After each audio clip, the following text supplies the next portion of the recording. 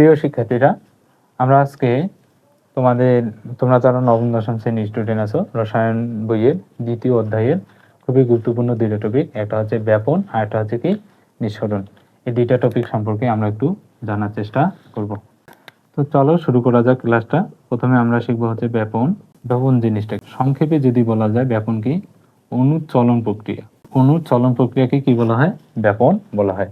তাহলে খুব সহজে যদি আমরা একটা উদাহরণ দিই, মনে করো এটা হচ্ছে আমার হচ্ছে যে পারফিউমের বোতল, আশা করি তোমরা দেখতে পাচ্ছ। তো এইটা যদি আমি এইভাবে স্প্রে করি, মনে করো, তাই কিছুক্ষণ পর দেখা যাবে যে সম্পূর্ণ ঘরটা কি হয়ে গেছে, মানে সেন হয়ে গেছে।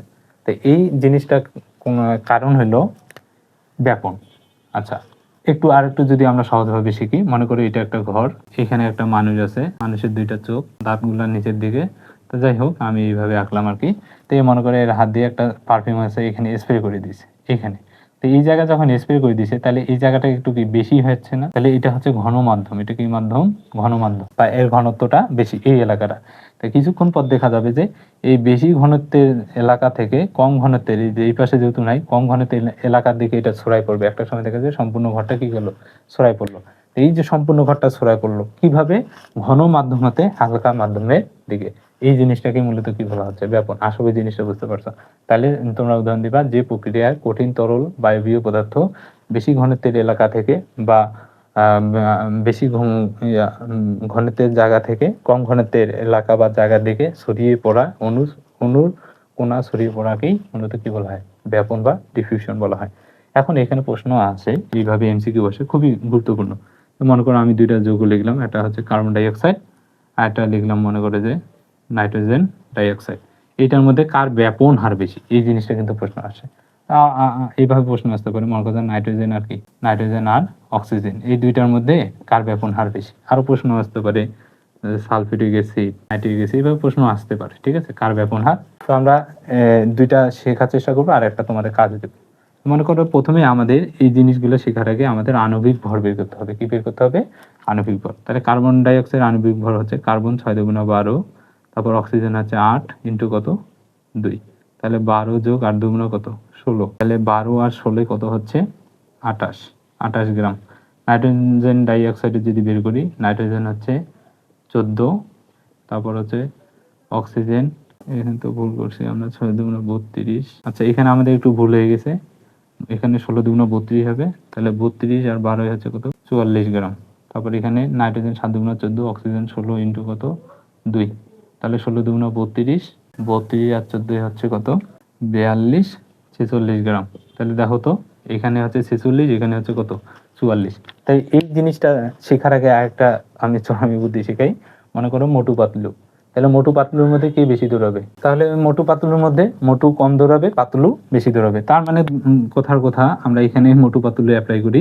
তাহলে এই হচ্ছে মোটু, এই হচ্ছে কি? পাতলু। তাহলে মোটু কম দৌড়াবে, পাতলু কি? বেশি দৌড়াবে।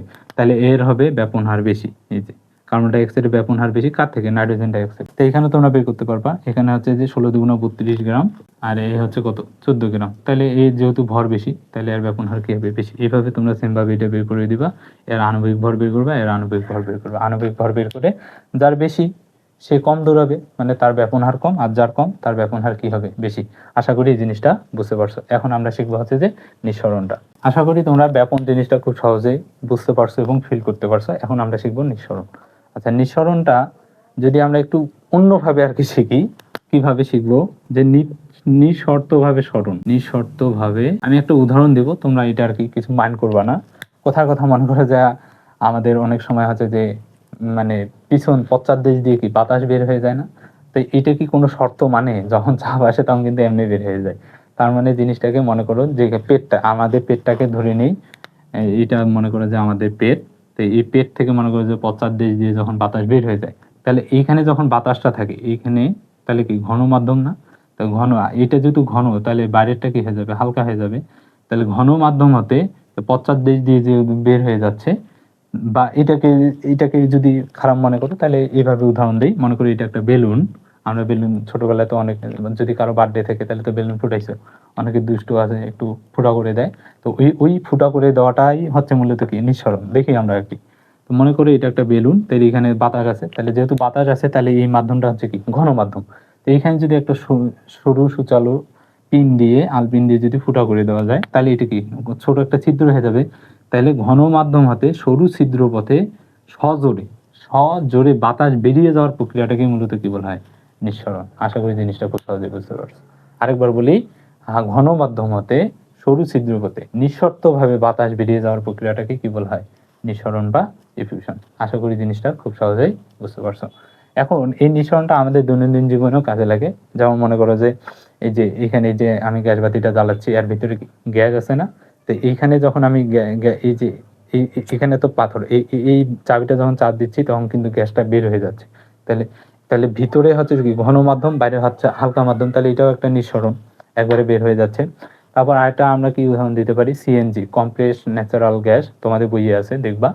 তো রান্নার কাজে যখন ওই যে সিলিন্ডারটা আছে, তাই সিলিন্ডারে গ্যাসটা উচ্চ চাপে থাকে, যখন এটা চাবিটা লুজ করে দেওয়া যায় তাহলে সজোরে বাতাসটা বের হয়ে আসে, তাহলে এটাও একটা কি নিঃসরণের উদাহরণ। এইভাবে আমাদের আশেপাশে অনেক কিছুই কিন্তু দৈনন্দিন জীবনে নিঃসরণের এবং কি ব্যাপনের উদাহরণ দেখতে পাওয়া যায়। আশা করি তোমরা এই দুইটা টপিক খুব সহজেই বুঝতে পারছো এবং ফিল করতে পারছো ভিতর থেকে। আশা করি এই টপিক নিয়ে আর কখনো সমস্যা হবে না। যদি সমস্যা থেকে থাকে তাহলে কমেন্ট বক্স খোলা আছে, কমেন্টে সমস্যাগুলো লিখে দিয়ে দিবা। ধন্যবাদ সবাইকে।